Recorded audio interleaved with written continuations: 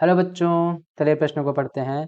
मानव हृदय के बारे में निम्न में से कौन सा विकल्प सही है? मतलब हमको क्या करना है, सही विकल्प बताना है। तो पहला विकल्प क्या है? दोनों आलिंदों का आयतन ज्यादा है। ये जो चिन्ह होता है ये ज्यादा का होता है, ज्यादा है किससे? दोनों निलयों के आयतन से। दूसरा विकल्प क्या है? दोनों निलयों का आयतन क्या है? ज्यादा है दोनों आलिंदों के आयतन से। तीसरा विकल्प क्या है? दोनों आलिंदों का आयतन बराबर है दोनों निलयों के आयतन से। और चौथा क्या है? हमारे हृदय में निलय ऊपरी कोष्ठ तथा आलिंद निचले कोष्ठ में होते हैं। तो हमारा प्रश्न क्या पूछ रहा है कि ये जो चारों विकल्प दिए हैं इनमें से सही विकल्प कौन सा है? चलिए देखते हैं हम। प्रश्न की मुख्य अवधारणा क्या हो जाएगी? प्रश्न की मुख्य अवधारणा क्या होगी कि मानव हृदय मानव हृदय मानव हृदय क्या करता है? इसका मुख्य कार्य क्या होता है? इसका मुख्य कार्य होता है रक्त को पंप करना। ये क्या करता है? हमारे शरीर में रक्त को पंप करता है। कौन? हमारा हृदय। या रक्त परिसंचरण तंत्र का क्या होता है? यह मुख्य केंद्र होता है। क्या? हमारा हृदय मुख्य केंद्र होता है। अब हम अपने मानव हृदय को देखते हैं और हम हृदय की संरचना को देखें। हृदय की संरचना कैसी होती है? इस तरीके से अगर हम हृदय को देखें तो ये देखिए, ये क्या है हमारा? दायां आलिंद, दायां आलिंद। और उसके नीचे क्या है हमारा? दायां निलय, दायां निलय। और इस तरफ क्या होता है?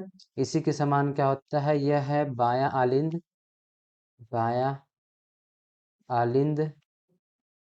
और ये क्या है? बायां निलय। अब हम अगर और संरचना इसमें देखेंगे और कौन कौन सी संरचनाएं हैं तो देखते हैं। जैसे कि तो ये हमारा क्या होता है? महाधमनी, महाधमनी। ये जो संरचना है ये क्या है? ये है महाधमनी, महाधमनी।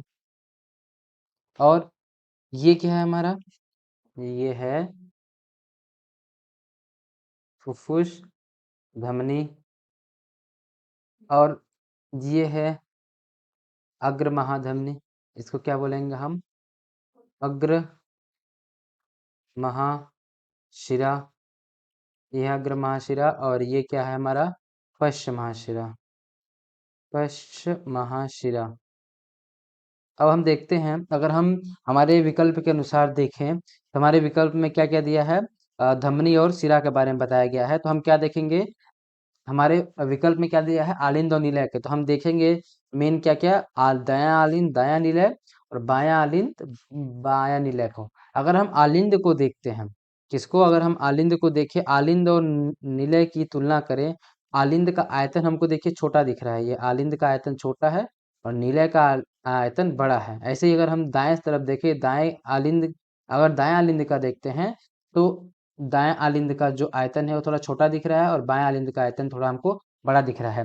अब हम अपने विकल्प को देखते हैं। हमारा विकल्प क्या है कि दोनों, पहला विकल्प है दोनों आलिंदों का आयतन ज्यादा है, ज्यादा नहीं कम है। तो ये पहला विकल्प गलत हो जाएगा। दूसरा क्या है? दोनों निलयों का आयतन ज्यादा है दोनों आलिंदों का आयतन से। ये सही हो जाएगा। तीसरा विकल्प क्या है? दोनों आलिंदों का आयतन बराबर तो है ही नहीं, तो गलत हो जाएगा। और तीसरा क्या है कि हमारे हृदय में निलय ऊपरी कोष्ठ में, निलय ऊपरी कोष्ठ में नहीं है। ये देखिए यहाँ पे आलिंद ऊपरी कोष्ठ में है। तो क्या है? यहाँ आलिंद होगा, इस वजह से ये गलत है।